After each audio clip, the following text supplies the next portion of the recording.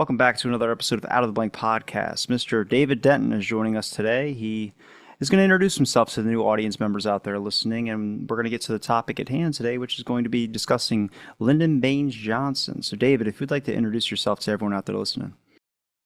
Yes, my name is David Denton. I'm a history professor at Olney Central College, a community college in Illinois, and been involved in a lot of things, topics, of course, the JFK assassination, the Vietnam War. I've done projects on things, had held conferences, gave speeches and whatnot on those sort of things for quite a bit of time. So I'm not saying I am the premier biographer of Lyndon Johnson, but I hopefully have some perspective about him and look forward to having a chance to have a discussion.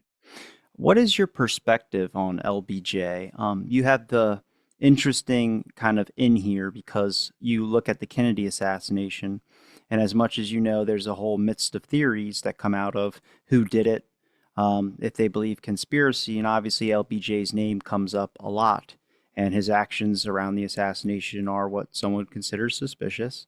I'm not just going to stick this on the suspicious factors, but that already influences your decision about information that comes about LBJ, and relearning it from a more historical perspective with the LBJ tapes and other historical interviews with people. I realize I don't know, I'm conflicted on how I feel about LBJ based on the information I originally heard from the Kennedy folks. So I'm just curious what your perspective is on Lyndon Baines Johnson.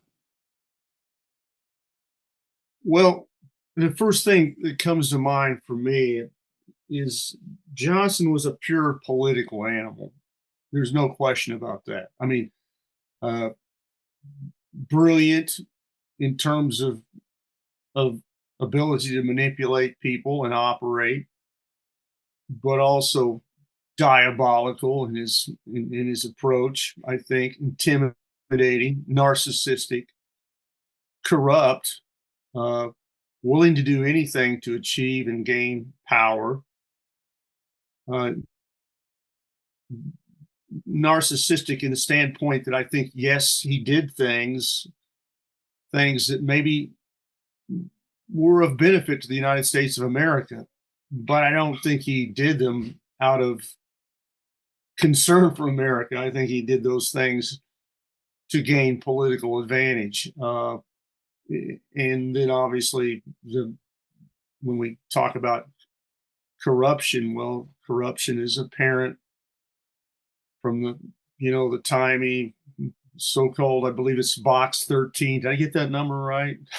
Box 13, 1948 United States Senate election, where one of the most blatant examples of uh, ballot box stuffing. A lot of people make wild, unfounded accusations about election fraud these days, yet there's good evidence that Johnson actually did that to gain a United States Senate seat in 1948. He had the corrupt relationships with Billy Sol Estes throughout. Estes obviously ends up in jail. He's he's involved in multiple scandals prior to if you want to talk about suspicion, I mean, Johnson was up to his eyeballs in scandal right up until the time of the JFK assassination. And those things, with the power of the presidency, those things all went away. And Can I ask I where you think, heard that yeah, part? Because yeah, I tried to understand, like I believe that too, but they didn't all just drop. I don't know where that came from, but they continued in ending of 63, 64, 65. Walter Jenkins incident brought everything up with Bobby Baker again, all the committees that were investigating Baker.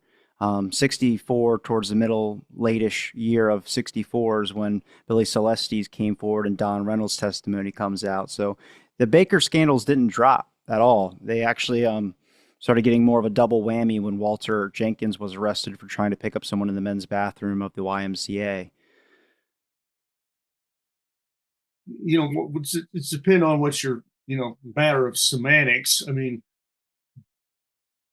Johnson was, you know, shielded by the power of the presidency.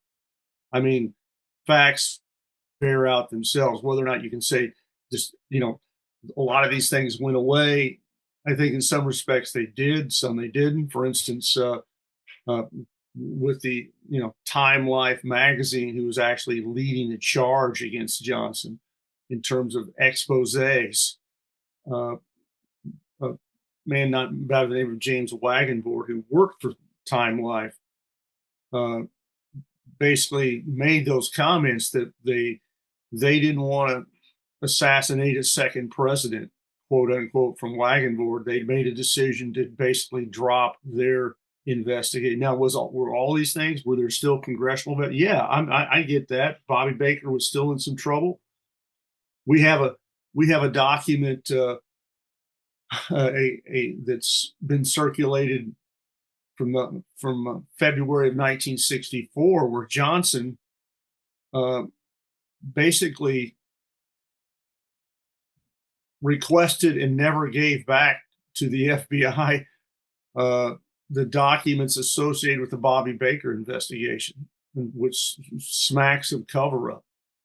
I've seen documents that suggest the same thing about Billy Sol Estes, although the name is redacted on that document, suggesting the same thing. I presume it's Johnson that, again, may well have taken records associated with those No, those investigations didn't go away, but Johnson obviously was pretty well insulated once he became president of the United States. Now, does that mean automatically that he was involved or engaged in the JFK assassination? No. I mean, there's certainly some other things that point in that direction, and yet he, it's you see that see some before and after there, and the after is much better for Lyndon Johnson.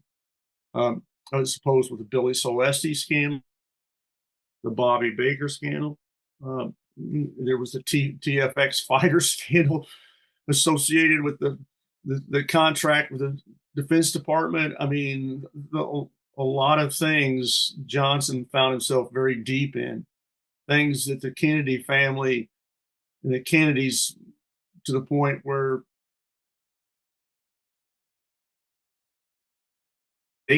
Bobby Kennedy, who's feeding them tremendous info, quote unquote, about Johnson leading up to the assassination or leading prior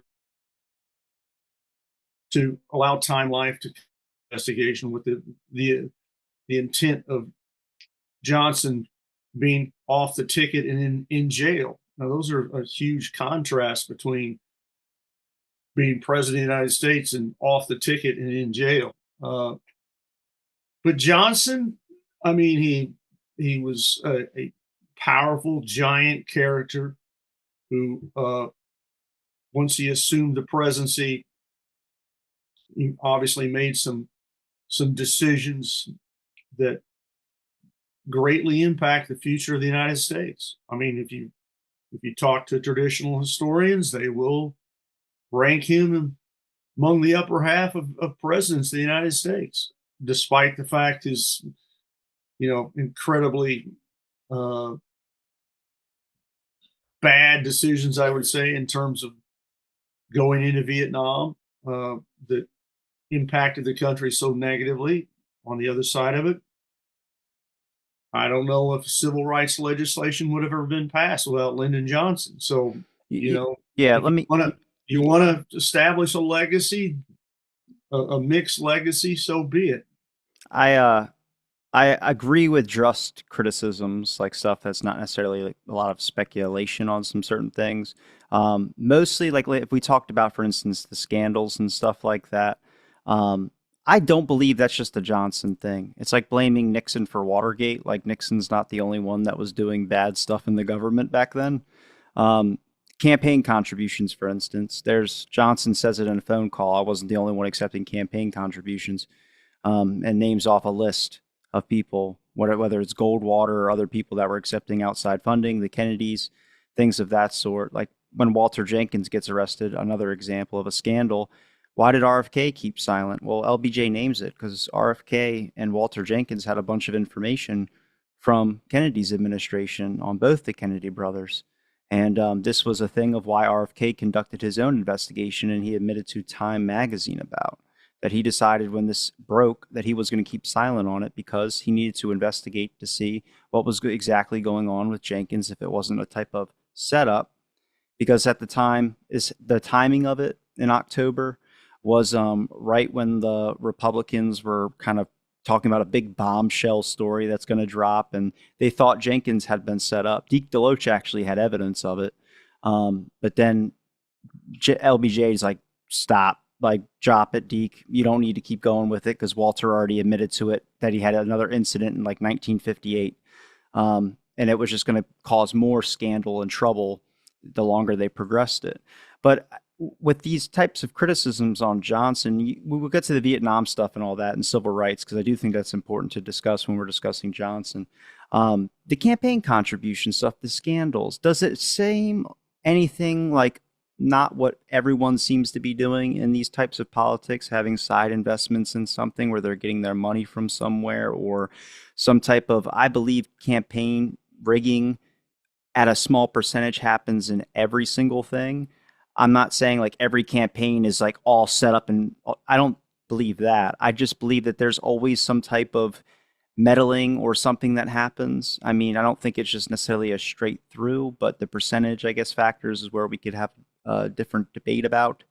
That's why I'm saying, like, to me, he doesn't seem like anything he's really done is different than what I already assume politicians are doing, if that makes any sense. Well, you know, the everybody else does it doesn't change what you've done. Yeah, it doesn't make it right. Not saying it does. One, that's one, and two, I think Johnson was exquisitely better at it than most. I'm sure. I mean, just like just the reality of Johnson spent his career as a politician, and yet, you know, he went from a Texas school teacher, a millionaire, spent his entire life in public office. Now, what does that tell you about his ability to kind of, you know, use the office to his own advantage? I mean, he had Bobby Baker out there as his bag man, taking money and bribes for anything and everything in Congress. I mean, I can't exonerate Johnson on the basis that other politicians might have been engaged in some of the same stuff. I mean, uh, I I think you need to look at it for what it is. I mean, yeah, I mean, politics, our politicians are about as dirty as we allow them to Yeah. be. Uh, and, Well, and that's what I'm saying. His only criticism of him being dirty and examining. Johnson doesn't operate in isolation on this. You are absolutely correct. I mean, uh, and prior to any, you know, the Watergate scandal exposed some of this, not all of it, but, you know, we had some important laws in place about campaign donations and limitations on that. And then, of course, Citizens United's come along in 2010. The Supreme Court basically says that you know, corporations are people, dark money can start flowing again, and that's the result of our politics. I mean, uh, I'm not condoning any of these actions that this. I just assume every politician does it. Doesn't make it right, but it just seems like for instance, if we're examining LBJ, it's just like with examining JFK. People bring up like the affairs. It's like you can do the same thing with Johnson. I'm sure there's other presidencies where there was affairs that were involved and other things that were going on. It's not an isolated thing that should just be the main thing people bring up on certain individuals. And again, like even with issues like the examining the civil rights stuff and like that, like Johnson, you mentioned he does should get credit for the civil rights stuff, but I also believe that mentality that caused Johnson to be so powerful and just consuming power and all this, I think that's what you needed to get those things passed. The fact that he was telling people on the phone, like, you've had this bill held up here for however long, I'm getting this passed. He's like, you can sit there and keep delaying it, but we're going to talk about it. We're going to have this done, or I'm not passing anything you want to pass. And he's had various phone calls with, certain individuals that were either in the Senate or somewhere that would be voting on this civil rights bill that we're just going to keep delaying it and delaying it like they did with Kennedy. He mentions Kennedy had the bill sitting in there for a year and a half and didn't move a single spot with it. So again, it's that overarching Johnson treatment, whatever you want to say, type powerful figure that was able to get that done at that time. And that's where I do give him credit for doing that, because based on who he invited to the White House, Martin Luther King, Andy Hatcher, all these other people that actually have photos with them and take these meetings with them and talk to main civil rights leaders. No president has done that before him, and there is an evidence of really people doing it after. So that was forward thinking for what people would call a Southerner, racist, slob, and that's not necessarily the criticism. I think it just fits him, if that makes sense. Well, I agree with his ability to get it done. But I'll also say this, that there's evidence to suggest that the Kennedys, yes, the Kennedys were trying to promote civil rights legislation, and it wasn't going anywhere. But let's also point out there's evidence to suggest that they tried to get Johnson to use that talent to push that legislation through, and Johnson did nothing in that respect until he became president of the United States. Johnson always had the ability to get that done, and he could. Where did that come from? Your exact thing, because one of the clips I had to play was George Reedy talking about the Kennedy people never using the full power of Lyndon Johnson. That the Kennedy people kind of looked down on Johnson and never actually used a lot. Because in my opinion, and all these LBJ people I've talked to, I've said over and over again, the most lethal presidency would have been Kennedy and using Johnson as the vice president to get these things passed. That would have annihilated and probably been one of the best presidencies of all time. As the VP of Lyndon Johnson and Kennedy's thinking, and if they agreed on so many things, like their relationship wasn't as a lot of Kennedy people believe, of saying like they just hated each other. That's not true. Like they could have conversations with each other, and they did. The really tension between the relationship was RFK and LBJ. Coming from, I mean, Bobby and Lyndon were the ones that I think JFK and Johnson probably had a nominally better relationship.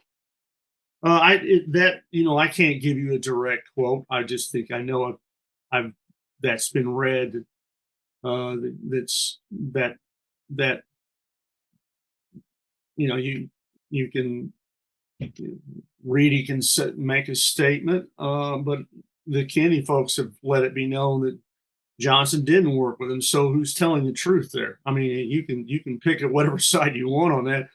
I mean, Reedy's suggesting that the Kennedys, not just Reedy, it would be Malcolm Kilduff and others that were okay.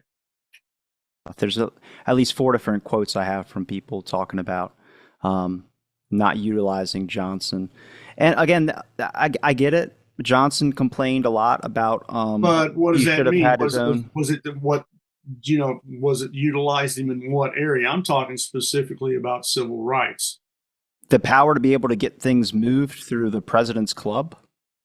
Documentation that the Kennedys never pursued or talked to Johnson about pushing the civil rights legislation. Do you have documentation that they did? What's that now? Do you have documentation that they did? No. Okay. So I'm just saying, if Reedy's suggesting that they didn't work with him, the question is, what didn't they work with him on? More like his ability to be able to kind of disagree on. Well, it's maybe the ability to do the things that we're talking about, which was move things through Congress, whether it's a bill or whether it's taxes, whatever it could be. Johnson's power seemed to be focused on being able to convince people to do things that they probably wouldn't be doing from anybody else, and based on evidence, like with Kennedy's administration, didn't. Johnson's main complaint was that he didn't have his own people involved. He allowed the Kennedy people to stay on. Some did. A lot of them became very close with LBJ. But even Malcolm Kilduff states in an interview, he says, and he's not involved in Kennedy's. He was there for Kennedy's and then Johnson's. He didn't have any favoritism of, or like Ted Sorensen was a favorite of JFK. He resigned because he couldn't Right. deal with the Right. death. Obviously. Yeah. But Malcolm Kilduff states that Johnson kept all the Kennedy people on there, but you could feel it in the air, like that they didn't, they tolerated you, but there really wasn't that like acceptance. And again, that's from Johnson's people. Malcolm Kilduff stating that, like he's like, these people around me, LBJ's people, don't really want us here. But Johnson was very nice and very like, yes, I want you to stay on. And again, like that's a whole thing. Like maybe that could have affected his decision making. I know he blamed McNamara on various phone calls about Vietnam, and a lot of that later gets pulled into the Manchester book. And then he's complaining about the Manchester book, stating that I never put the cause or the war of Vietnam at Kennedy's tomb. They're trying to make it seem like that. John McCone stated something and pissed off LBJ. And he wanted to track that down too, because he never blamed Kennedy for anything, based on his recollections of things. Again, that is his viewpoint. But from what I've seen, it just seems like two conflicting personalities, like a Kennedy background and a Johnson background upbringings. I don't think they're going to be best friends, but I also don't think they were necessarily in disagreement on a lot of things. I mean, he states probably one of the most sentimental things on JFK about what a president does when he accepts responsibility for something that he didn't do. He talked about how that moment when Kennedy accepted the Bay of Pigs was a moment for him that he understood that how great of a president this was.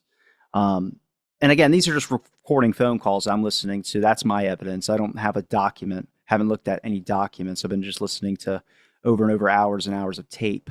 But again, if you see something different, that's fine. I kind of figured we were going to have a different perspective on LBJ. I was just looking at like where these evidence and the criticisms come from, because I'm noticing a lot comes from like Seth Kanner's book or Robert Caro's book or some magazine article that was somehow slipped into the narrative of who LBJ was. Like Jet Magazine stating LBJ never met with civil rights leaders, yet we have like 50, 60 photos of him meeting with civil rights figures. So it's just like, I don't know. I'm looking for the right criticism.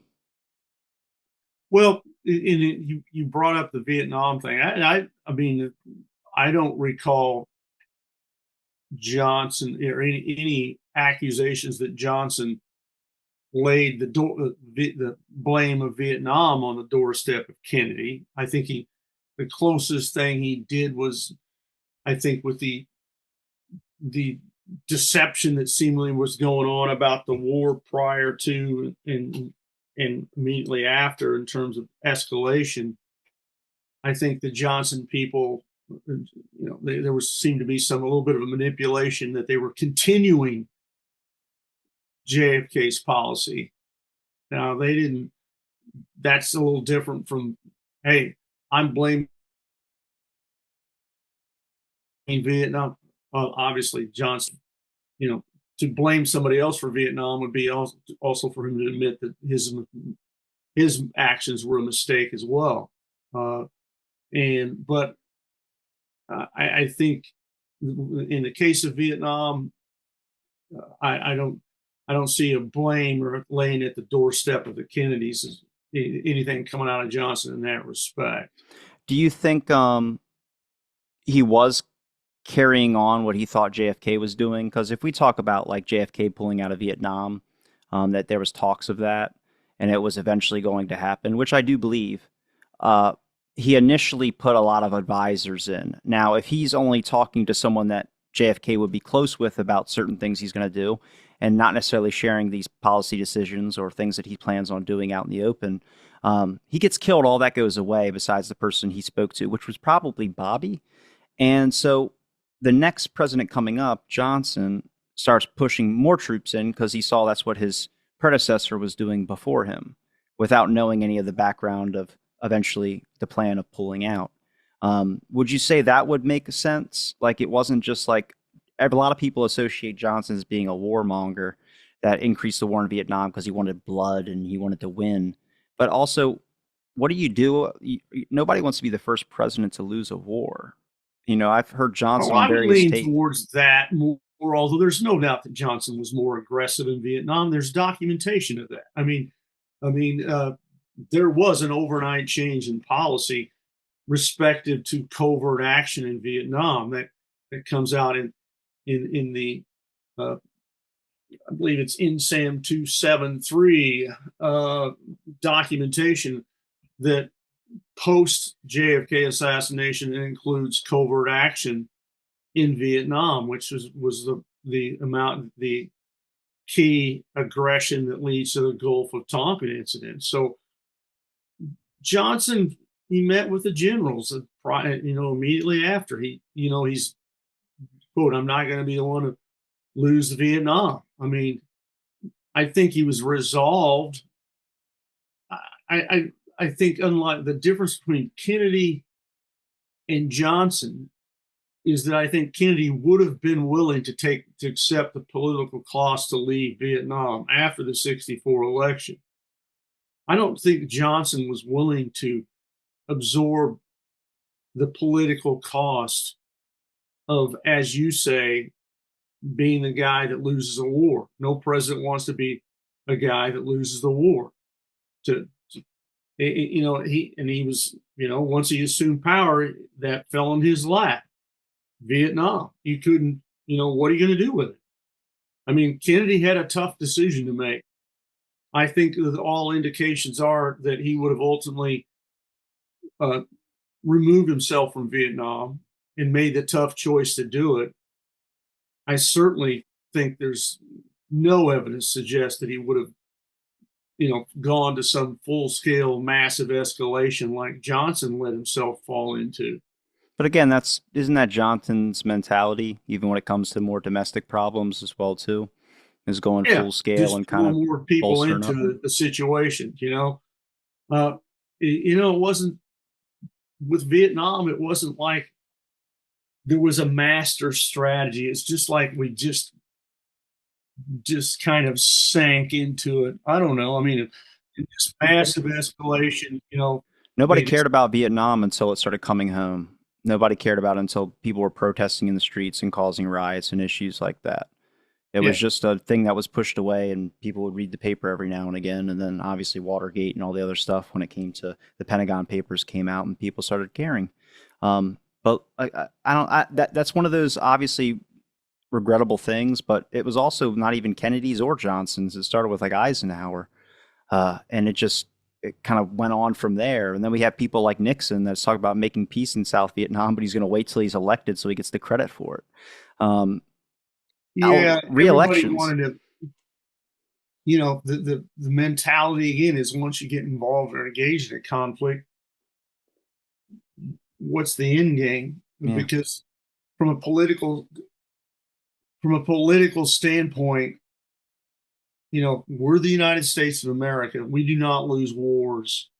We can't just walk away from something like this. You can't be the guy that loses a war, uh, or and that just invites a ongoing escalation or quagmire, which Vietnam, if you could use that to describe it, but without a way out.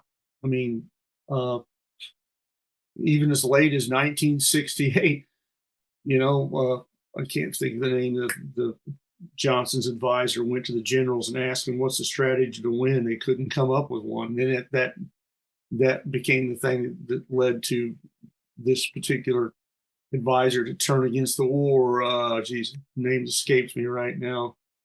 But Maxwell Taylor, no, uh, lands grab, or I I got to think about it. Obviously, he's an important guy. He was also an advisor to Kennedy, who turned against the war because there was no strategy. There was no end game. How are we going to win? I don't think anybody had an answer as to how militarily or politically had an answer to how what winning even meant in Vietnam. what Just was even the everybody was goal of being involved in Vietnam is the thing. Yeah, I mean, it it's just like you've got a disease and you don't go to the doctor. You just keep putting it off because you're afraid of what the end result would be. I mean, they kept pushing this thing, pushing it until we had 500,000 Americans stuck in this war by the late 60s. I mean, and Johnson bears as much or more responsibility for that than anyone else. I mean, you can't. He's the guy. We went from 16,000 to 500,000. He's the guy under his watch that allowed those things to happen. That couldn't extricate himself from it by any fashion. That maybe he just wasn't equipped to do that. I mean, Would anybody be equipped for that type of scenario? at a certain point, politically, I don't know. I mean, I tend to think that Kennedy was in a position to do that simply because we only had a few thousand Americans there. It's wholly different than, you know, putting hundreds of thousands and then having to turn around and pull them out. That would have been obviously much more difficult. I mean, we had not gotten to the point under JFK. We had no regular American military personnel in Vietnam. We had special forces with a special designation as to what their mission was. But as advisors, uh, obviously, we're doing more than that. But it would have been much easier to pull out with 16,000 advisors than once, you know, Tonkin Gulf resolution, that kind of commitment. I mean, then you're right. It's going to be a wholly different story in terms of trying to bring it into the American involvement there in any way politically. I mean, again, I'll I will return to what I said. The first thing I said when we started this, that Johnson was a political animal to the highest degree, and under those circumstances, he couldn't be the guy that lost Vietnam in his mind, right? Could JFK have been the person that lost Vietnam? Could have been personality wise. I don't know. I again, we're speculating. My position would be that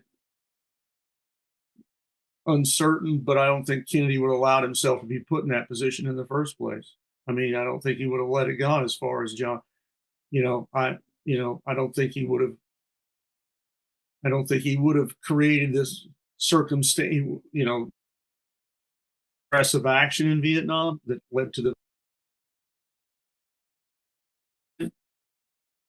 He would have put himself in that position in the first place, where we'd have to figure out how he would have reacted. I'm gonna play some clips for you real quick, and I think you'll find it interesting. Like I said, I don't have a document. I just have to go off what I've seen from what people have said about certain things. I wanted to play some interviews with George Reedy and some other things based on phone calls, and if you can comment on it afterwards if you'd like, or if you want me to keep playing through them and see if you see one that you haven't heard before. This first one is talking about Vietnam and what a president does in terms of actions based on the situation we were dealing with in Vietnam. It's with George Reedy. Try to picture yourself president. You've given an order. 4,000 or 5,000 men get killed because of the order you've given. Are you going to say to yourself, I'm not talking now about making propaganda, talking to other people. Are you going to say to yourself, my God, 4,000 or 5,000 men are dead because I was a damn fool? I killed those men? No. You know what you're going to say? You're going to say those men died in a noble cause, and we've got to be sure now that the cause for which they sacrificed is not in vain. So you're going to send 10,000. You get some of those killed, and you're going to send 20,000. Get a big bunch of those killed, you're going to send 40,000. But there is another very subtle point. Once the government decides that a president has made up his mind the whole force of the government closes in to reinforce his thinking and to tell him how best to do it. The advice a president gets after a certain point is not whether he should or should not do something. He'll get that at the beginning. But once he makes a decision, then everybody tells him how best to do it. Now, he states this, and this does confirm with Walt Rustow, who went to, in a later interview, explained Robert McNamara, a lot of people did interviews later saying that they gave LBJ wrong numbers and everything was to kind of boost to the point of what they thought Johnson wanted, which was going into Vietnam more. If you look at LBJ's phone calls, everything's domestic. I don't think he understood the presidency deals with foreign issues as well, too, because he was really just focused on like the press and his label down here. And Walt Rustow literally said, I didn't want to go into Vietnam, but he's the president. My decision really doesn't matter. I voiced my opinion one time. And that confirms exactly what George Reedy is talking about. And it goes on to another clip where it's kind of various interviews. Reed kind of speaks along the same lines, but this one's called Waiting for War in Vietnam. It's George Reedy again. Now, when you get 22,000 men, size makes a difference. If you just have 5,000 there, which is what we had before this incident, they will stay back in the camps, and they will train other soldiers in how to fight and things of that nature. But when you get up to around 20, 21, 22, then you got to do something with them. You can't just leave them idle in the barracks or something like that. God knows what'll happen. So you start sending them out on observation measures. They observe how the troops are fighting. Then what happens, the next step is somebody gets hurt. Some American soldier gets hurt. The next thing you send some soldiers there. And you have a commander. There's an old rule of warfare. The more men you've got, you're going to lose.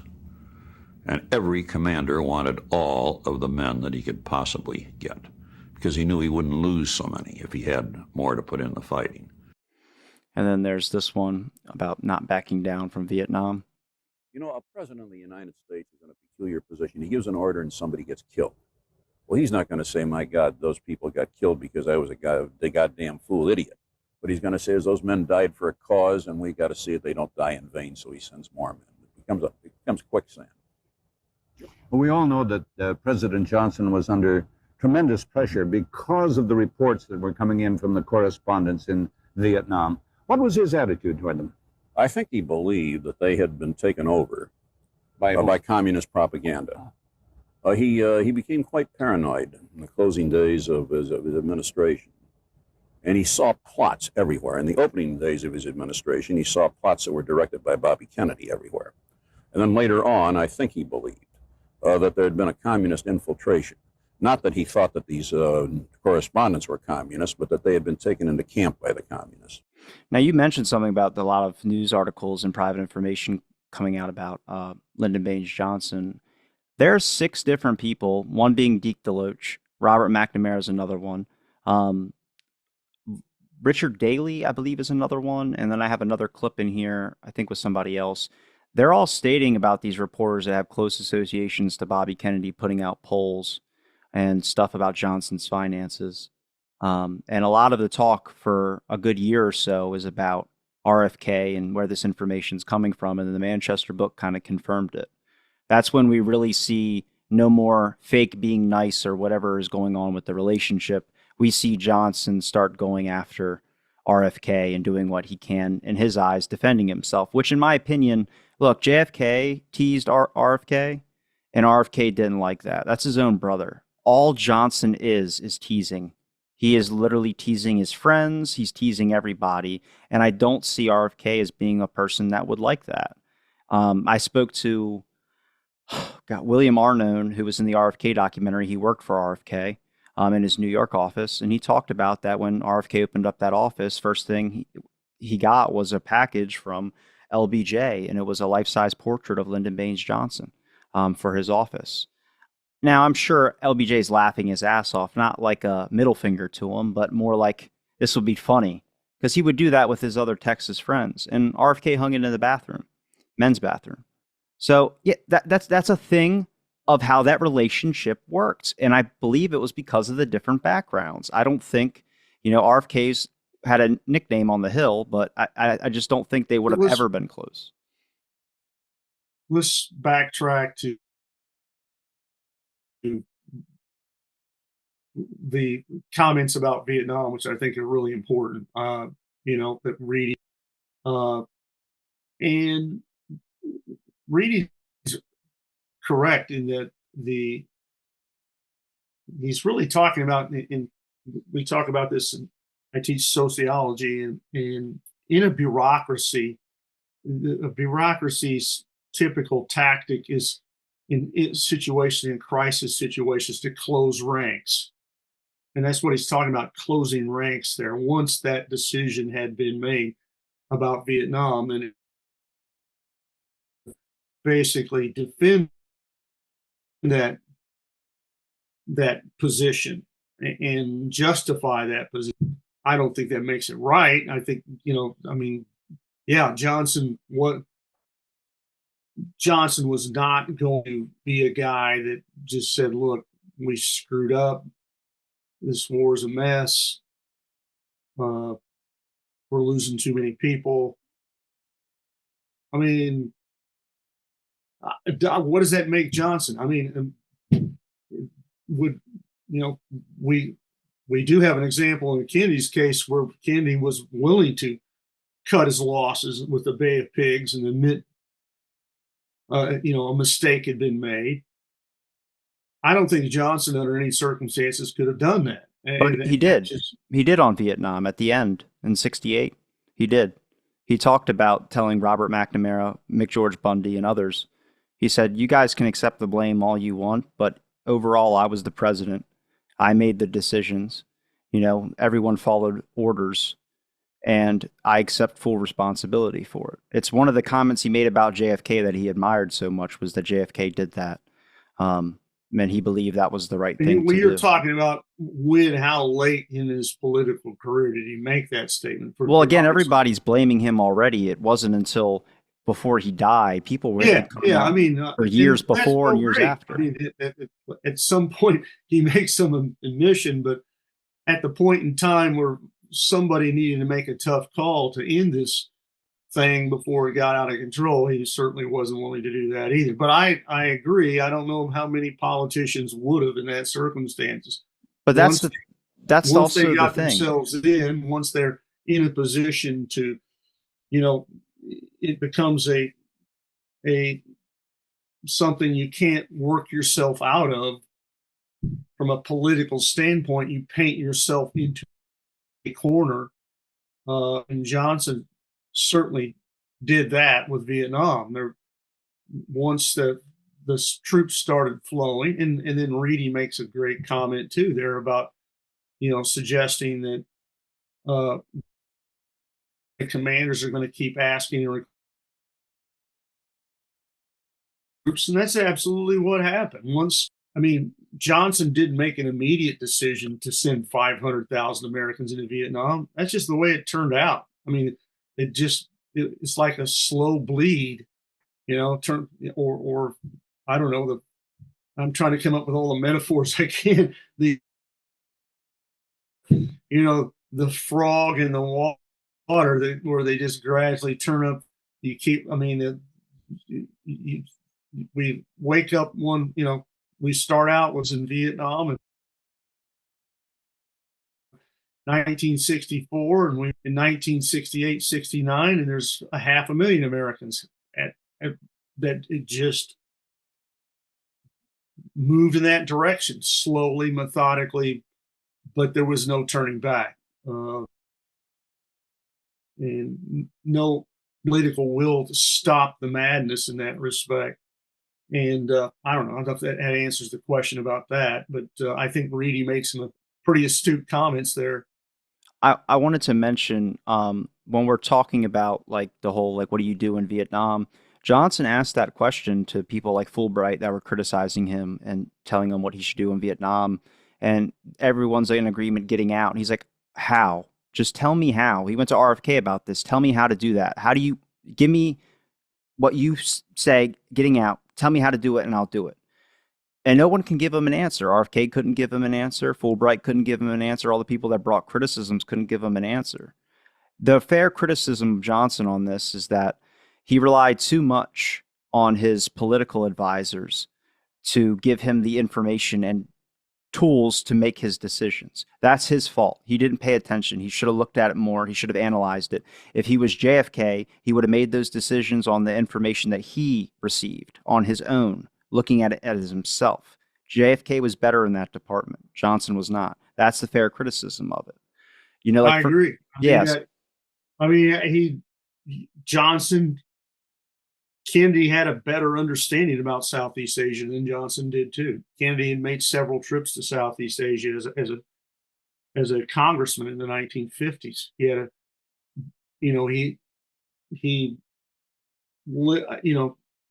he listened to folks that MacArthur even told him,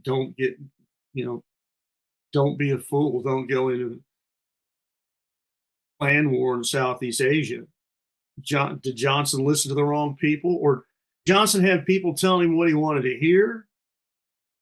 I don't know. I mean, I'm not entitled either. I mean, he's generally regarded as a war hawk,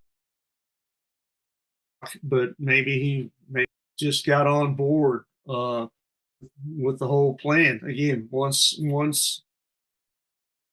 a decision was made, folks are going to defend that decision. I mean, it's the same thing right now. I mean, look at what's going on with Iran right now. Every one of Trump's key people are justifying what they're doing. They're basically changing the objectives every day about why we're making war in Iran, but they're all defending it. I agree. Once you go down this fateful road, it's very difficult to turn it back. Maybe you're right. Maybe Fulbright and RFK, who did not turn against the war initially until 1968, had, in their criticisms, had no answers as to how to do it.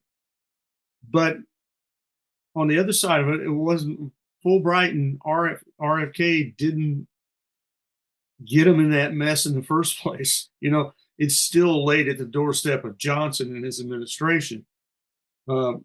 You mentioned a really interesting word I don't want to gloss over. You said war hawks. I want to play this for you because I have a clip on it. The Hawks are not in charge, the Hawks are in charge, not the president.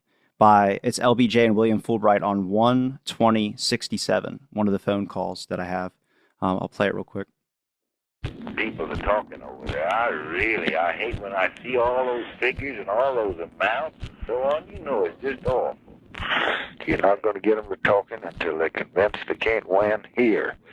And you just let them know here the statement that you made a long time ago that they can't win here. The Hawks are more in control than anybody else. They're stronger than the president.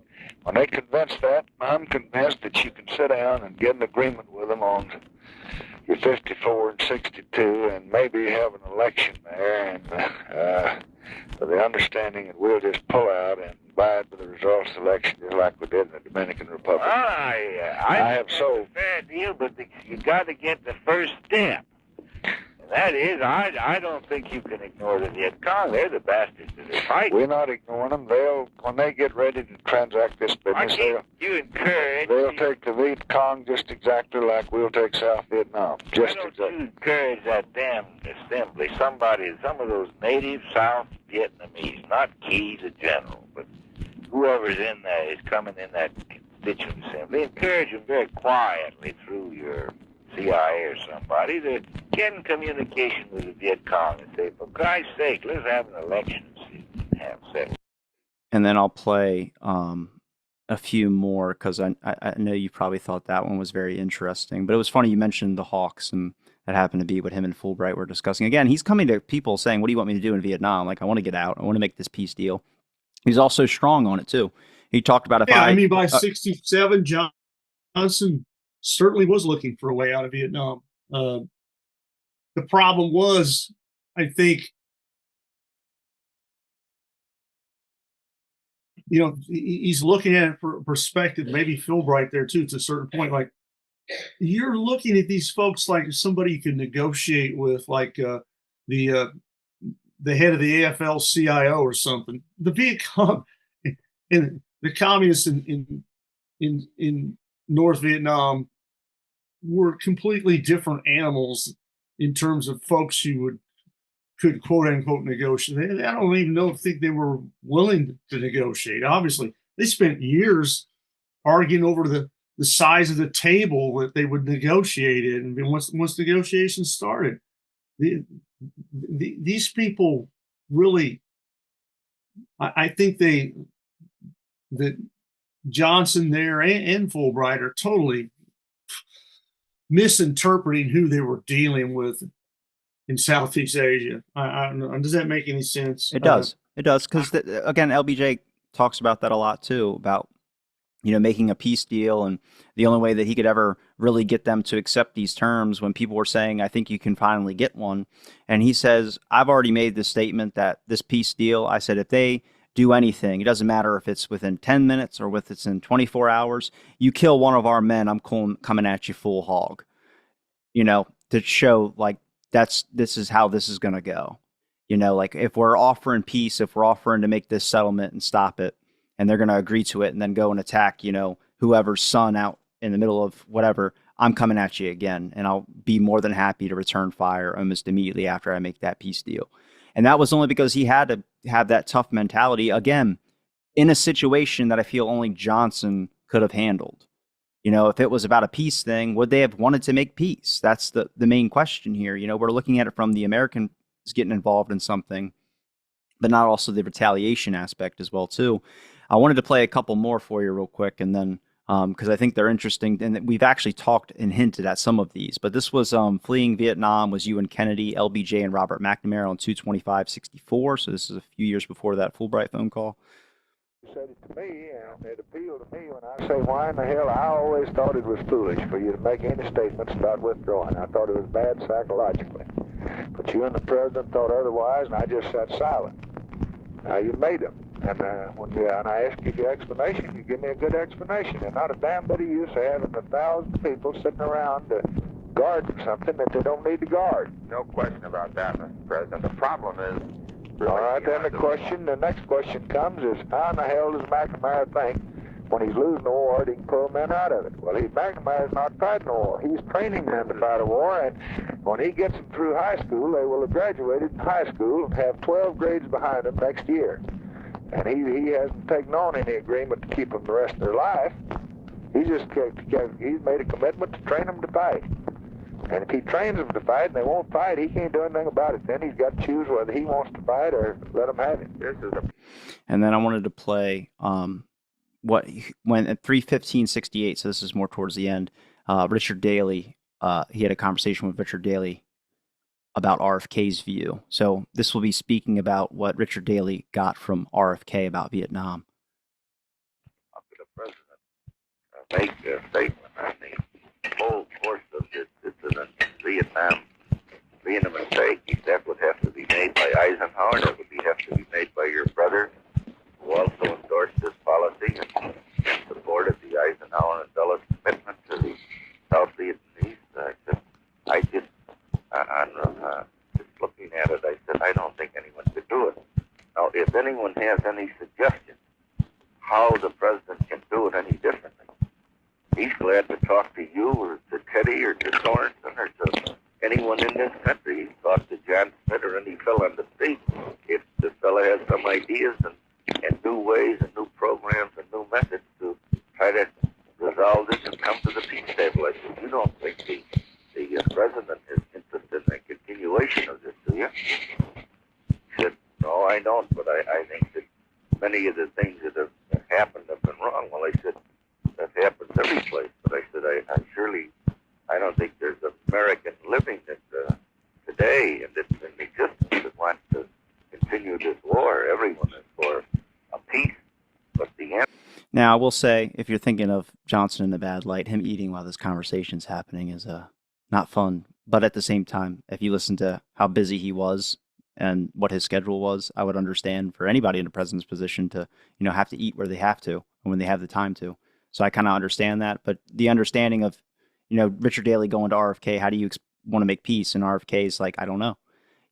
It's a position that I don't feel like anybody was equipped to handle with. I believe if it was anybody in that position or just this specific position, not saying that everyone would have led to this, but I just don't know what you would do on that. And No, there was no magical way to extricate from Vietnam once we had been in there for multiple years, suffered the kind of casualties we suffered, gone through the type of escalation that we found ourselves in. And again, I'll repeat, the problem that the communists in Southeast Asia, Viet Cong and North Vietnamese, were simply not willing to negotiate in any,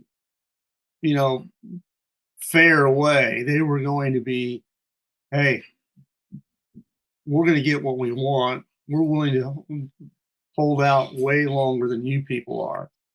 And that put anyone, whether it was Johnson or anybody else, in an impossible situation. So again, Johnson's primarily responsible for putting ourselves in that position. I think it's still fair for critics like RFK to say, we need to get out of this. I don't have an answer, but you're the one that got us in there in the first place. You need to come up with an answer. Maybe does that make sense? Yeah, but the person that got him in there in the first place would have been Eisenhower. Yeah, but and again, looking to Eisenhower for advice based on LBJ's. We're talking about incrementally again.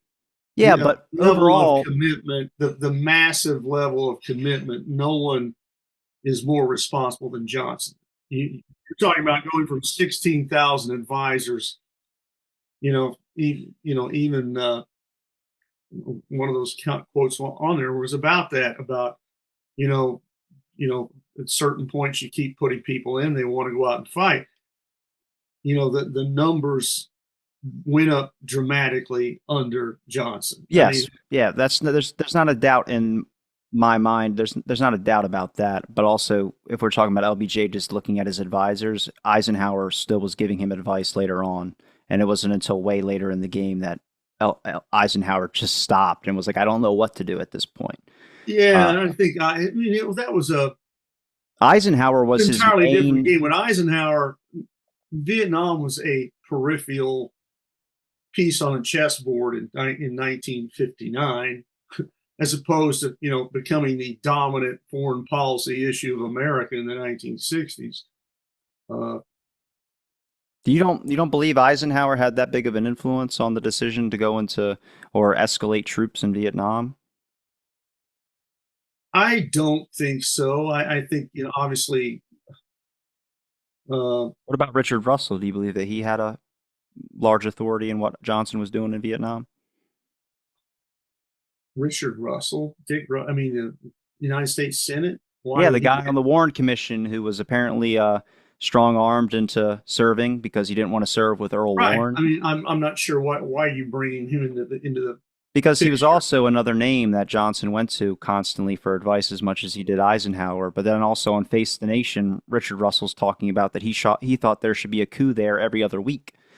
He thinks that anybody that hasn't served in a war, that went to a high school and was in the same class as someone who's already served in 3, you should do your American duty and serve for your country, and that you're disgracing us. He was on Face the Nation saying that we should supply more troops and put more money into Vietnam. Again, this is the guy who was apparently, blackmailed or strong-armed by Johnson to serve on the Warren Commission, and makes it kind of hard to defend him when he's making statements like that in the open. And even with later interviews on Vietnam, also recanting the same thing everyone else does, which is we should get out of Vietnam. Well, how? How do I do that? Yeah, I mean, I don't really have a comment on Russell. I mean, one way or another, I think the picture of Vietnam changes dramatically, from 1964 to 1968. I mean, and there's no doubt, let's bring this up into into the conversation. That Johnson was making an effort, trying to find a way to some way out of Vietnam, and was involved in some peace negotiations with the Vietnamese. And then, of course, we know that under the table, Nixon and his folks basically torpedoed those negotiations at mid 1968. As reason to prevent. He wanted to get elected on the issue of Vietnam. He didn't want Johnson to have an attempt to get some resolution or some peace deal. So the Nixon people, and probably successfully attempting to torpedo any type of negotiations with Vietnam that were going on between Johnson mid 1968. Johnson was always interested in his legacy, and at a certain point, he suggested he's getting out of not running for re-election in 1968. I want to bring out peace in Vietnam. Maybe he's sincere about that. He didn't get it done, and maybe there were reasons why. Again, with the fact he's negotiating with some people that were incredibly hard to negotiate with, plus the Nixon people behind the scenes are taking steps to make sure that wasn't going to happen. Yeah. If that makes sense. I want to play just a few more clips for you. Some things we mentioned that I said I'd play just because better context, I guess, to things I said. This one was all the voices on Vietnam. Richard Daley. It's a couple days before that last phone call. And perhaps Reischauer, a professor at Harvard, who has been recommending that we get out. Bundy has not recommended we get out, but has recommended that we not accelerate. Westmoreland is asking us for substantial troops in the emergency.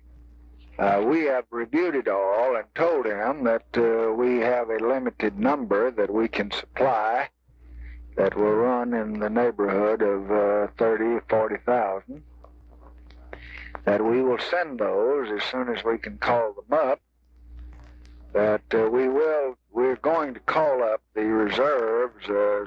We had a 12 division reserve, we're down to 6. The addition of a committee made up of respective political leaders throughout the country to advise me and analyze and review the entire agent situation and make recommendations to the President of the United States. All right, let me call Ted and see if you give me some names. You take them all out of the box, and I would put all those candidates on, in addition to what he would give you. And you don't think they just charged out of being a political trick? How can they charge you with a political trick when your statement and everything talks? I don't think that politics should enter into the question of the American. And then this is the ranging views on what to do in Vietnam with Tom Wicker in '64. So this is 4 years before this other phone call. Once told me that Senator Goldwater in getting into it, or any opponent you might have at that time, that advocate either more war or more appeasement in Vietnam. You think that's still the situation he would be in?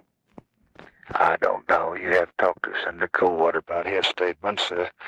He makes one in the morning, one in the afternoon, and I don't know what his feeling is. I have never tried to discuss his situation. If I did it unconsciously. I believe you're in error. I don't think I said Senator Goldwater. You're right. I think in all of us, it's pretty elementary as a 7th grade boy that there are 3 or 4 courses of conduct that have been advocated. I believe at Rockefeller, and I believe at Nixon, I believe at Goldwater, and I believe at Nixon have talked from time to time about bombing them out and going north. I think that's an accurate appraisal of what they've said. General Eisenhower has felt differently. I think that Morris and some of them have talked about getting out. And I think there's been some indication by a few folks, very limited, that maybe we ought to, General de Gaulle may have some of his neutralization. Now, I believe that the large majority diplomatic opinion is that we have to try to get them to do their fighting and give them as much guidance and as much support as we can. And we hope that it's as well organized and under as stable leadership as we can get. And that's quite a problem in that area. And then this one about, not that one yet. No, these are it's Dulles got us in Vietnam, LBJ and Robert McNamara, 6964. Yes, Mr. President. How'd you get along in the Congress today? Senator Russell didn't want to meet with us because he said you'd talk to him. Saltonstall is concerned as to where we're going. He doesn't think the American people know why we're in Vietnam. He wasn't particularly concerned about the reconnaissance flights. Denton and Ahrens, I reported to you. What do you answer Saltonstall? Why don't you tell him Dulles got us in there? Well, Saltonstall says he knows why we got in, and he's generally in favor of being there, but he doesn't think the people understand. And they ask him questions indicating that they don't understand. Mm-hmm. What he's saying is we ought to tell the American people why we're there and explain to them why Southeast Asia is important to us, and many of his constituents think it is not. Mm-hmm. I think that he's right in the sense that we're going to have to do more work on making clear to the American people why this is important to us. I do too. No question in my mind about it. This is the kind of thing that Bob Manning has got to emphasize, and all of us have got to spend more time on. And then there's this one about in private we are against Vietnam. Same conversation. You went to Sherman Kent and the estimators and CIA and said, how's the situation today in South Vietnam versus 3 months ago or 4 months ago? I think they'd say it's worse. Oh. And therefore... Well, that's what Lodge and Kahn think, is it? They think it's a little better, don't they? Well, I don't think they really believe that, Mr. President. No, sir. I think that they both would indicate it's a very weak situation. I think they think it's better in the sense that it's better to have Kahn there than it was 4 or 5 months ago to have that committee running it. But I think Lodge is personally very much concerned about it. The very fact that he's constantly pushing for pressure on the North, military pressure on the North. And of course, that letter that he sent in today that we read at lunch was, the primary purpose of that was to tell you that he thinks you ought to go ahead and apply military pressure on the North. What he was saying is, don't be scared away from my plan to apply military pressure on the North by the thought of putting in 7 divisions. We should never think of putting in 7 divisions. It isn't necessary. You ought to apply military pressure anyhow. And this is Lodge's way of saying that things are in pretty bad shape. Now, my point is that the CIA estimators, Lodge, many of the rest of us in private would say that things are not good. They've gotten worse. And then there is what we talked about. I'm not blaming Vietnam on Kennedy, LBJ, and Robert McNamara. You had mentioned to me where that came from. It's 11365. They had a party last night, and Joe Alsop called up very excited today and said that he and Kraft and all Evans. Was this at Evans' house? Yeah. I know I was invited to one, and I couldn't remember what night it was. Last night, I guess. Well, it was Evans's house, and the Kennedy crowd decided that I had framed up to get the Armed Services, the Senate, to call McCone to put the Vietnam War on Kennedy's tomb, and that I had a conspiracy going on to show that it was Kennedy's immaturity and poor judgment that originally led us into this thing that got us involved. Again, where he says it conspiracy and all this other type of stuff, that he was Kennedy's immaturity. Johnson said none of this. This was Johnson people defending Johnson and Kennedy people going after Johnson and defending Kennedy. It was the people doing the arguments and the little debacles and the debates. But overall, when Johnson says on the phone to McNamara on this same phone call, I have never once badmouthed Kennedy, and I have never disagreed with Kennedy publicly. He sat there silent. Whether you consider that silent disagreement, He never did it. And I challenge you to give me evidence on it. And you asked for my evidence. I don't have documents. I only got the phone calls. And again, I'm hearing it from the word of mouth. I'm not arguing with that at all. I'm not aware of Johnson ever intentionally laying the blame for Vietnam on the doorstep of Kennedy. It was. I think other historians have suggested that Kennedy would have done the same thing in Vietnam that Johnson did. I disagree with that. I disagree with that too. I am not aware of Johnson, any discussion about Johnson trying to lay the Vietnam on the doorstep of Kennedy. Again, it was Johnson's people defending. They're talking about a party at Joe Alsop's house.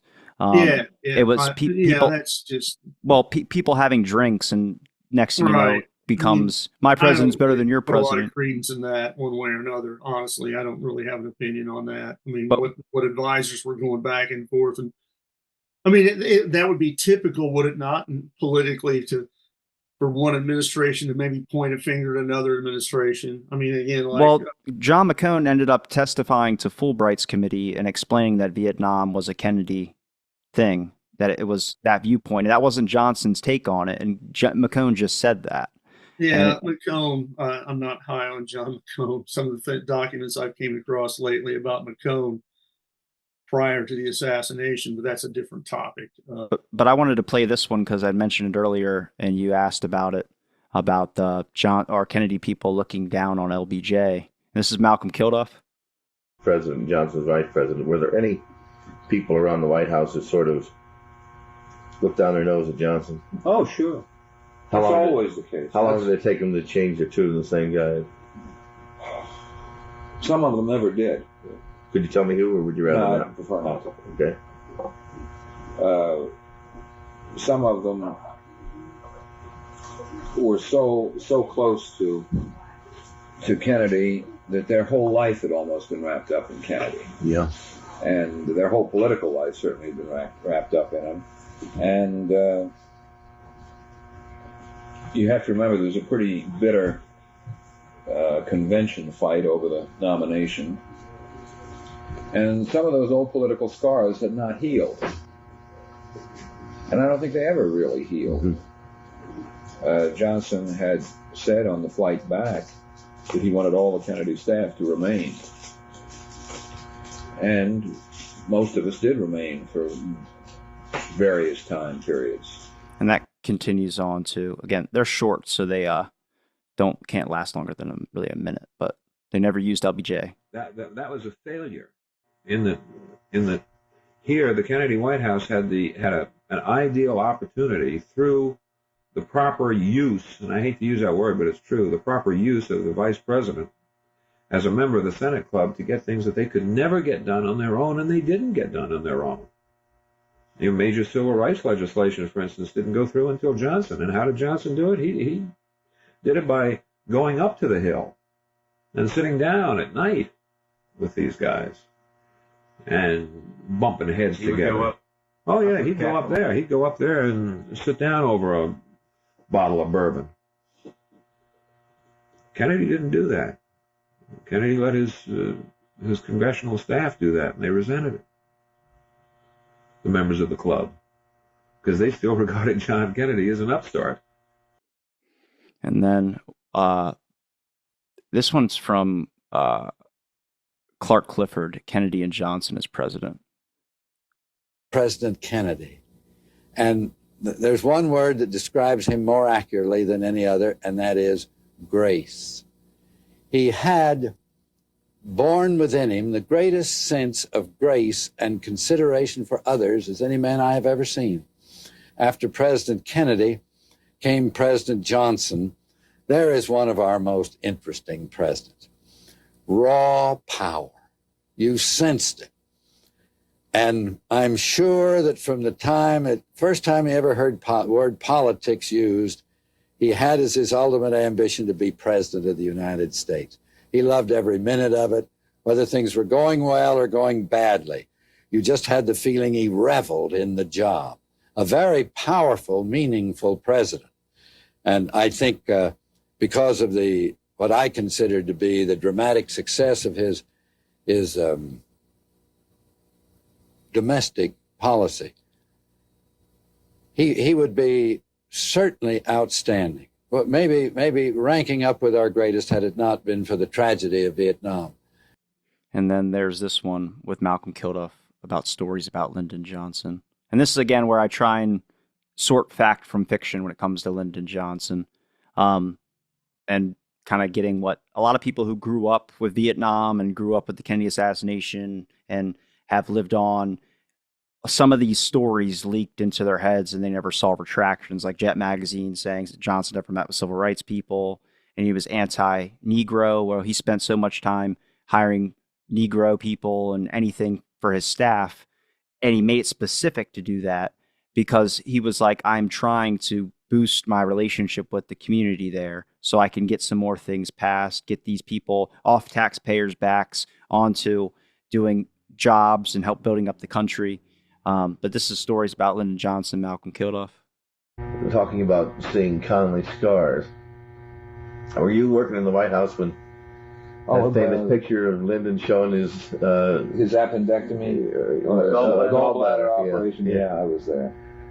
That caused a lot of furor. I mean, what a tempest in a teapot. Yeah. You know, it was like his driving down the Texas road throwing a beer can. Or exposing himself. You just thought the way the people reacted to it. It was not that at all. And then the beer can, it was not on a Texas highway. It was on one of his own ranch roads. Yeah. And furthermore, he wasn't driving; he was riding, and that story got screwed up. Marianne Means. And it wasn't a beer can; it was a Scotch bottle. No, it was a beer. It was a beer can, and but the problem there was it all came from a girl with the Baltimore Sun, Muriel. So I checked out this story. I found it. And his conversation when the story came out on the telephone, this one's way after the fact. But the story, Johnson was riding in a car with this Muriel Dobbins lady for the Baltimore Sun, a reporter, and Baltimore area, so a little bit closer to DC, different than being in Texas. He's on his own ranch, but the story went to he was on the highway drinking a beer, driving, and tossed it out his window. And he was on his own ranch road and tossed it out the window. Again, it's on his own property. I'm not saying littering is good, but that's a big dramatic change. And when the press gets a hold of that, it becomes a narrative and it can make you look kind of bad. And then I only got, I think, one or two more, and then we'll just get to kind of a wrap up here. But this one was about using the new Baker charges and comment on campaign contributions. The one I mentioned earlier about everyone kind of accepting campaign contributions. What I've done is ask the FBI to go into all of it. And I would just say, if they crowded you at all, that you've understood that Republicans wanted an impartial, objective investigation. And since this was a matter that involved the former ambassador, that the FBI was investigating it, and you thought that if they had to go abroad or pick up any information they had, that the FBI could do it about as well as anybody else, and everybody has confidence in them, and you understand they investigate. Good enough. And I would talk to Dirksen about it and tell him if he wants to get into this thing, into investigations of contributions. Goldwater has been head of this Senate campaign committee for a good many years. Okay. And tell him that some folks have already told you, and I'm telling you now, that they're going to bring in the Hunts and the oil people of Texas and how much they've given Goldwater, and it's going to be pretty messy. And if Dirksen wants to get into that, you don't have anything to object to yourself, but if Curtis keeps going on and wanting it, why, they may have to go back and open that gas bill on Nebraska. I see. I just let them know that heretofore Smathers and Goldwater kind of had an understanding that each side will collect contributions, and that was that. No. But if they're going in now, and Williams is going to be a big expose, why, there's a good deal we can expose too, and it's going right direct to Goldwater. I don't think that Dirksen's too happy about it. I would let him know that very quietly while Goldwater's here, so he can tell him, and just say that you don't want to You don't want to be launching an investigation on Goldwater. You don't want to do anything personal, but you have heard it, and you're hearing it now from good sources, that Goldwater has been the chairman of the senatorial committee. And as chairman, he's accepted a good deal of money from oil people. And that there's going to be some of the papers are talking about it. And if they want to get into that, they can get into it pretty quick. Okay? I tell them, you think the best thing to do is just let the FBI handle it. They don't cover up anything. That last part was a lie. They do cover up a lot of things. Yeah, they don't cover up anything. Yeah, he knew that too. And then Kennedy got Mansfield into this Baker investigation. It's kind of what you mentioned about RFK getting stuff to the press. This was really interesting because like the whole Baker thing did start Kennedy. I never understood Mansfield on any of this. Kennedy got Mansfield into this thing. And Boomerang, President Kennedy called Mansfield down and told him he had ought to see the FBI and he ought to see Edgar Hoover. And got them together, and that started it on Bobby Baker. And he never got caught at it, but I imagine Bobby Kennedy asked him to, don't you? There must have been something there because he's never handled that with what I would think would be normal legislative tactics. It may be that Whitley has a distorted version of this. I don't know. I have not talked to anybody else about it except I called Walter. You were out at the time. Did you tell Walter? Yes. What did he say? He just said I should call you, which of course I was going to do anyway. Mm-hmm. Mm-hmm. Well, did Jordan talk to Mansfield? Apparently not. Whitley says he's acting as a go-between. Well, I wonder why Jordan didn't call Mansfield and say, I'm chairman of the committee and I don't want to bring it up now. That's all he needs to do. I don't understand it myself. LBJ was trying a lot to avoid the stuff keep going and repeating back in the news. And every time he has to make a statement about it, like even when RFK was resigning, Reedy was like, you should take a photograph of RFK resigning. He's like, why would I do that? He's not happy with me. I don't want to take a photograph with him. He's like, it's better to have the picture than not have the picture to avoid backlash later. And again, it just became this back and forth, like what to do in case the press reports on this and reports on this. And eventually it just became an obsession. But I wanted to play two things left, and it was two things I mentioned. Again, I'm just trying to back up what I've seen, and hopefully get your opinion after this about if it interests you or changed your view at all. But this was about, did they lie to Johnson about Vietnam? It's the best way of getting rid of him. Tell him what he wants to hear. What does he want to hear? He wants to hear what's going to make Saigon happy. What's going to make Saigon happy? What makes the Pentagon happy?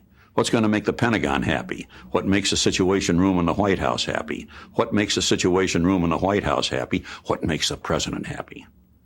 And what the president was actually getting was radar echoes of what he had sent out himself. Now, nobody was lying in the process except the villagers. You can't blame them. Harakiri is not popular in Vietnam, I can assure you. But you see, what was really going on here is there was a reinforcing process in which almost everything that came to Johnson, there were no actual lies, but everything that came to Johnson was couched in terms that would appeal to him, and everybody assumed that what he wanted was to win the war. And I've written a whole book about this, but that's the thing that really first got me to worry about the presidency. And then this last one is, people didn't care about Vietnam till. I don't think there was ever really support for the war. I think what there was for a long time was permission to conduct the war because the American people didn't even know it was happening. And when the war started out, when the American people first became aware of the fact that the war was on, a rather normal process set in. Most Americans will rally around the president when a war breaks out. You know, the highest that the polls ever recorded Harry Truman was when he sent troops into Korea. That was, he just shot way up. Of course, a few months later, he was way down again. And I think the same thing happened in Vietnam. I think at first, there was a feeling, my God, the nation's at war, we've got to back the president. But then when the casualty list started to come back, and when the student resistance began to set in, then I think the effective force of the American people was anti-war. And it was effective. It was very effective. And that's all I wanted to share. Like I said, I didn't expect to change your opinion, but did you think any of those clips gave you a little bit of a different kind of perspective?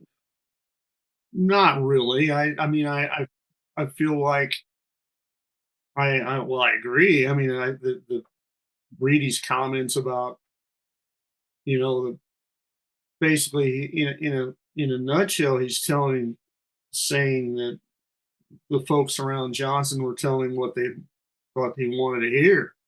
And in that respect, they share some of the blame for the escalation in Vietnam, that it wasn't solely on Johnson's doorstep. I would agree with that. I mean, they're gonna justify what they were doing, and Reedy also. I mean, there's some comments that Reedy made about Johnson that were less, shall we say, flattering. I know there's comments that Reedy made about Johnson's propensity to lie.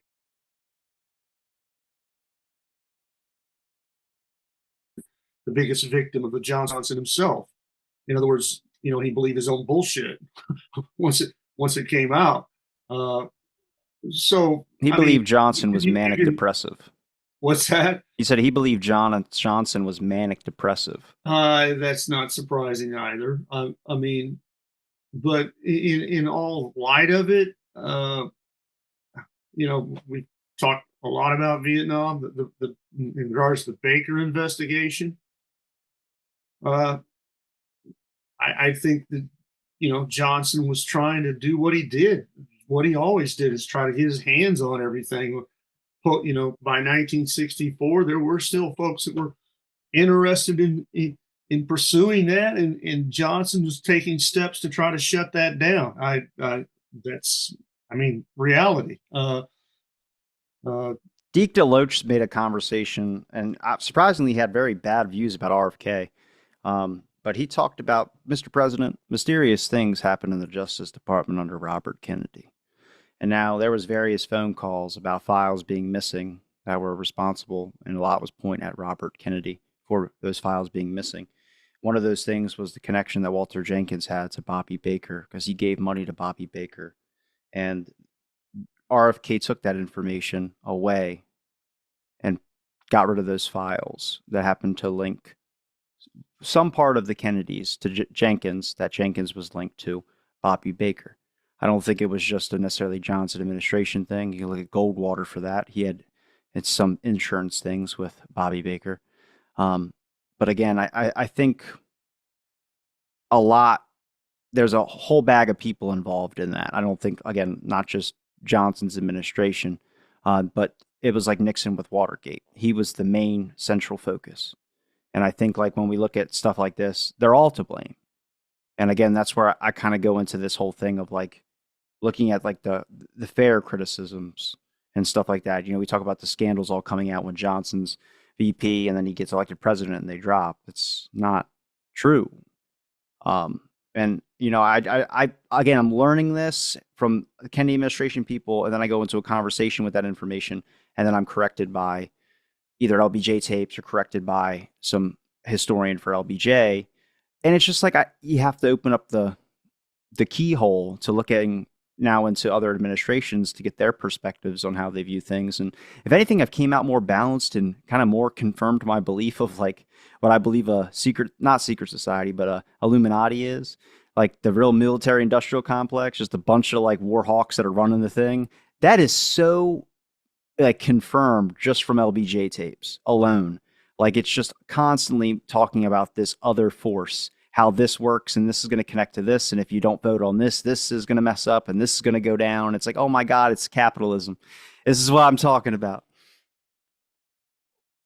Well, there's no question that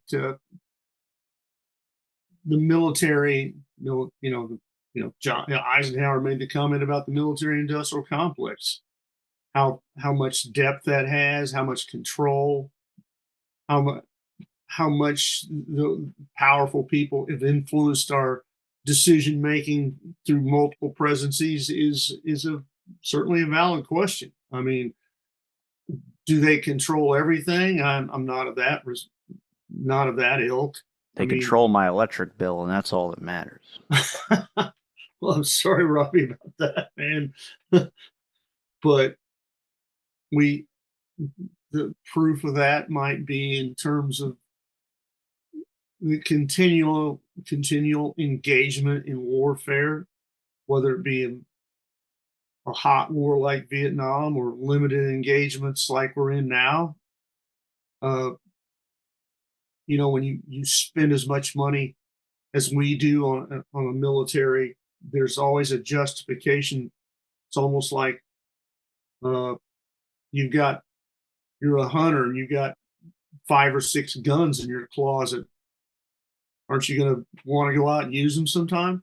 I mean, is that a simple explanation that we have that level of military power? It's always easy for a president of the United States to say, hey, I can use this. I can do this. I can use it as an instrument of foreign policy. It never seems to pan out. It never seems. When have we ever succeeded in our objectives militarily, other than maybe World War II? Possibly some limited success in the expansion of communism into South Korea. Did we really meet our objectives in Vietnam? Hell no. I mean, even the first Gulf War, did we actually eliminate the perceived threat of Saddam Hussein? No. What did we achieve when we invaded Iraq? 9 years of a quagmire, American losses and deficit spending, 20 years in Afghanistan. Need I go on? I mean, but yet we still make these decisions. And who's the power behind that? That's a valid question, I think. I mean, that's I'm not a Johnson defender in the sense. I just think I don't believe in the presidency, if that makes sense. And I believe it's obviously other things involved, whether it's corporate interests and other things that make the decisions or can influence what goes and happens. And I think you can see that with Kennedy and a bill being stuck for a year and a half on civil rights. He had no into the president's club to get that passed. And I think that's how I've always viewed politics. And I thought that's what I found interesting about the LBJ tapes. It's kind of been the most revealing is that, it can get blamed on Johnson's ability to get things passed, or he can get blamed on Johnson's inability to do anything. Let's revisit that a minute, though. I mean, to be a counterpoint there, you said, well, Johnson went up to the Hill and made it happen. The Kennedys didn't. Why didn't Johnson go up to the Hill when he was vice president? I have a again. What would be his purpose in that? The Kennedys would have liked him to do that, yet he didn't. Again, yeah, you're right. He accomplished something once he became president of the United States. Again, what was LBJ doing under JFK's administration? JFK, put him in front of the space program, sent him to India, or yeah. I don't. That's typical of vice presidents, though. I mean, the Constitution doesn't delineate anything in terms of power for the vice president other than be the deciding vote in the Senate, and that leaves it up to the president of the United States to give or not give power. And I can tell you, traditionally, particularly before Johnson, I mean, vice presidents were virtually non-positions in American life. I mean, I believe that. I mean, that point. So look at Hubert Humphrey. We're not getting Johnson much power. I would say that was typical. I mean, but here's Johnson, who is an absolute force as a majority leader in the United States Senate, suddenly finds himself as vice president in a position where he's not given much of anything. Yeah. Well, I mean, he gave good decisions to JFK on some things. He did with the going to Texas to get the South vote. He said, I think you should make more of a statement than just saying, he announced, because Kennedy kept saying, I want to go make 5 fundraising dinners. You can look at John Connally's testimony to the HSCA. You can look at various LBJ phone calls that confirm that. But he kept saying, I'm going down there to make 5 fundraising dinners. He's telling his staff, this is what I want to do. And Johnson's like, hey, I'm Texan. like they're not going to like if that gets out and gets to someone that has because there's leaks everywhere. If that goes to Texas and they find out that's the reason why you're going to Texas, they're not going to be too happy. And, he was saying you need to make it more about trying to gather up more esteem and trying to get motivation in the South and trying to get these, because Kennedy's numbers were going down. A lot of people say that's why LBJ was on the ticket. It was a part of the reason for sure. But again, it wasn't, Johnson complained about Kennedy constantly going to him and Connally talking about getting more votes in the South and ways to do this. And he's like, we need to go there. We got to plan to go there or do something. And again, Johnson was even in that meeting when they planned to go to Texas. That was established with actually Connally and JFK had a private meeting. And exactly. Connally's the guy. Yeah. JFK just wanted to get Connally's opinion without LBJ being there because he believed LBJ was influencing his opinion, which he was. And Johnson got mad at Connally, and he stated that in his HSCA testimony. I have the audio tapes on YouTube for everyone to look at as well, too, on that. But he stated about, like, how could you do this and betray me this? And he was really hurt because he wanted to be involved in that conversation. You didn't invite the vice president, didn't even bother to reach out to me. And Connally was a little bit nervous and scared because he was like, yeah, Johnson, I never seen him that disappointed in me before. And again, it's one of those things where they shouldn't have been on the same ticket. It was for the votes, but I believe it would have been a lethal administration. But again, if you don't have the trust in your administration, you're not going to talk to them.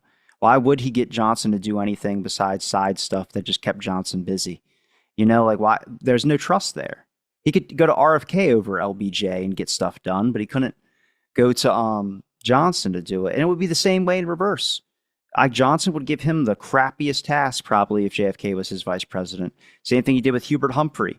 But Hubert Humphrey, as much as Johnson hated him in the beginning, not later on, he proved something to Johnson.